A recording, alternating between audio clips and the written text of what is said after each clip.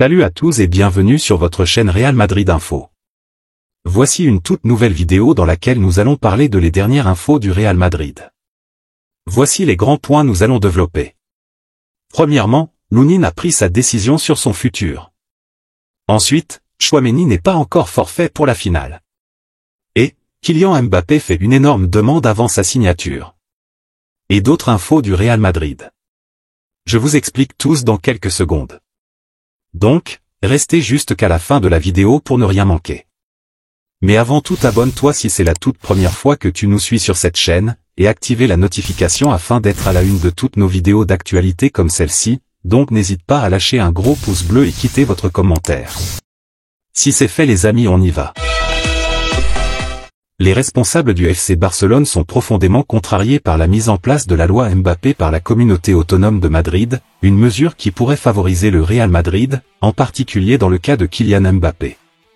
Selon les informations de Sport, ils considèrent que cela crée une concurrence déloyale au sein de la Liga espagnole.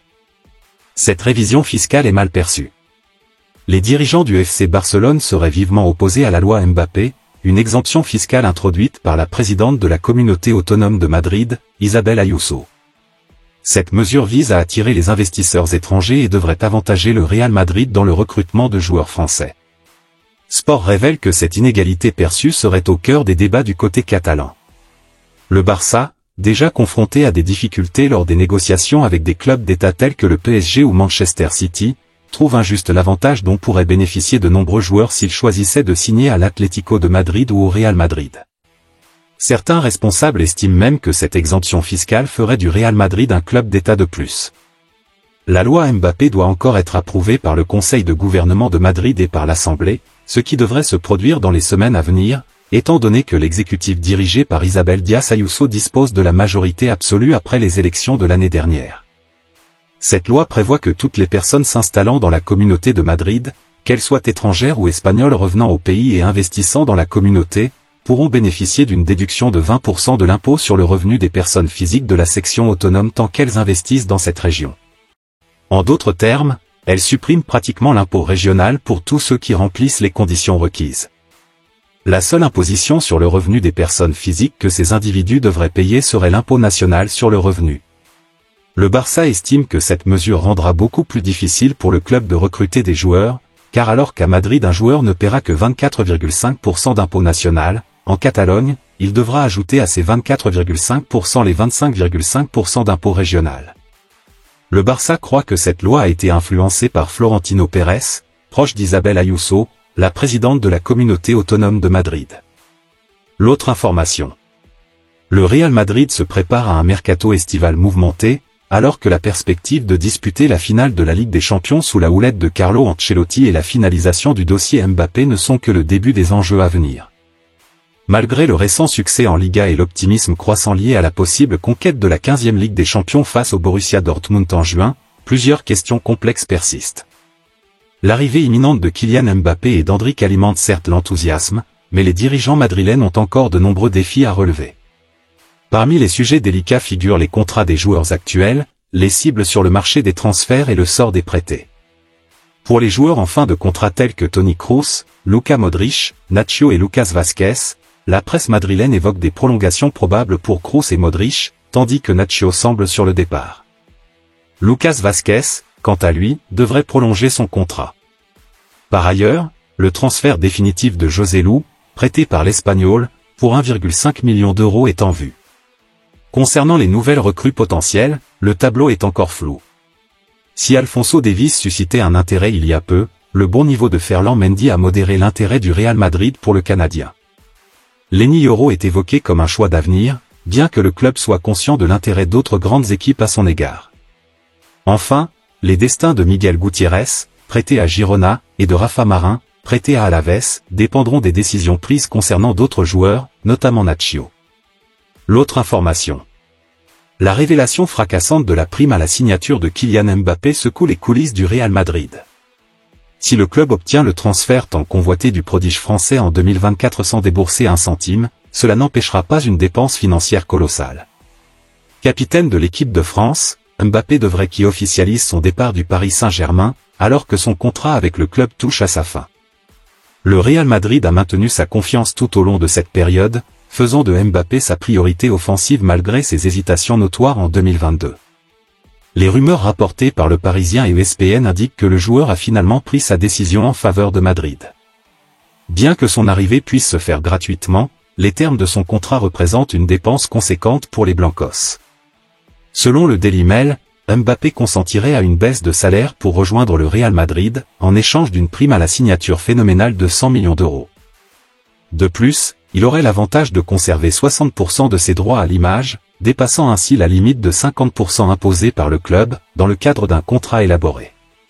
Cependant, la structure de cet accord permettrait au Real Madrid de maintenir son équilibre salarial actuel, Mbappé touchant moins que les 25 millions d'euros annuels qu'il percevait au PSG. Une transaction d'envergure qui pourrait redessiner le paysage du football européen. L'autre information. Carlo Ancelotti, aux commandes du Real Madrid, intensifie ses efforts pour renforcer la défense de l'équipe en vue de la prochaine saison. Alors que les rumeurs alimentent l'hypothèse d'un intérêt pour l'Enioro du Lille, Ancelotti semble pencher en faveur d'une autre option, Alessandro Bastoni. À 25 ans et évoluant à l'Inter Milan, Bastoni est un défenseur central de renom, estimé à 70 millions d'euros selon Transfermarkt. Sa saison impressionnante, ponctuée d'un but et de 3 passes décisives en 33 matchs, attire également l'attention de Manchester United. Ancelotti, réputé pour sa vision stratégique, voit en Bastoni le renfort idéal pour consolider la ligne arrière madrilène. Cette potentielle acquisition promet de susciter un vif intérêt parmi les supporters et de renforcer la compétitivité du Real Madrid sur la scène européenne. L'autre information. Lunin a pris une décision concernant son avenir. Andriy Lunin, le gardien ukrainien qui a remplacé Thibaut Courtois au Real Madrid suite à sa blessure, a pris une décision quant à son futur. Alors que la saison 2023-2024 venait de débuter, le Real Madrid a été frappé par une terrible nouvelle, Thibaut Courtois, leur gardien, a été victime d'une blessure le tenant éloigné des terrains presque toute la saison. Courtois, considéré comme l'un des meilleurs gardiens du monde, était un acteur clé de la victoire du Real Madrid en tant que champion d'Europe en 2022.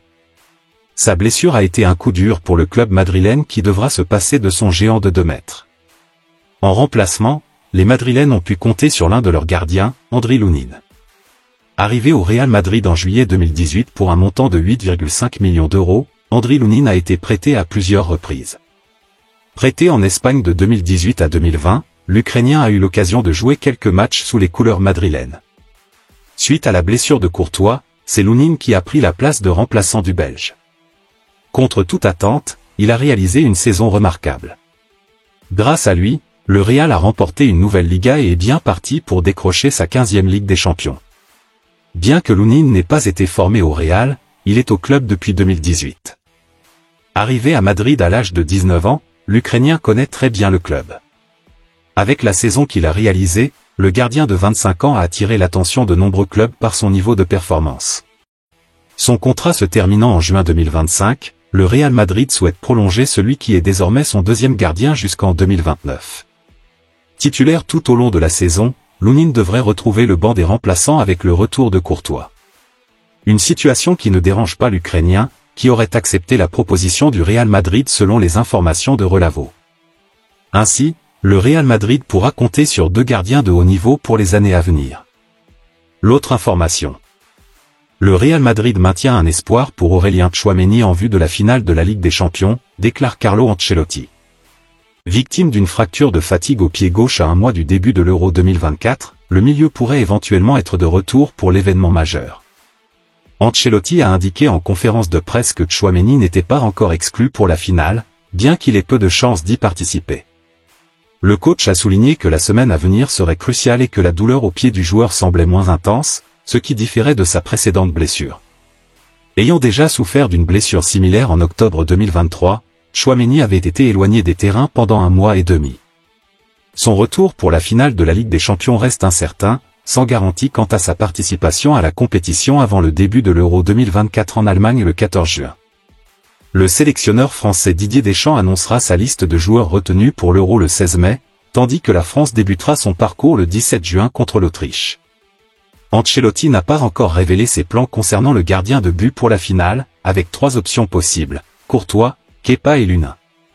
Concernant Eder Militao, le défenseur brésilien également blessé en début de saison, Ancelotti a noté qu'il manquait encore de minutes de jeu et de rythme pour envisager une participation à la finale à Wembley. L'autre information.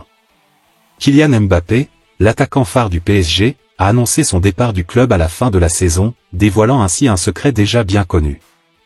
Mais ce n'est pas tout. Il semblerait que le prodige du football ait également formulé une requête pour le moins inhabituelle à son futur employeur, le Real Madrid. Selon les dires d'un consultant de l'émission espagnole El Chiringuito, Mbappé aurait exprimé le désir d'avoir un terrain de golf à proximité de sa nouvelle demeure à la Moralja. Cette demande excentrique témoigne de la passion du joueur originaire de Bondy pour ce sport. Pendant ce temps, alors que le PSG jouait contre Toulouse à domicile lors de son dernier match de Ligue 1. 1-3, Mbappé a vécu une soirée chargée d'émotions. Malgré la défaite de son équipe, il a réussi à marquer un but, offrant ainsi un moment mémorable à ses supporters. Il reste désormais 3 matchs aux Parisiens, dont une finale de Coupe de France contre l'Olympique lyonnais.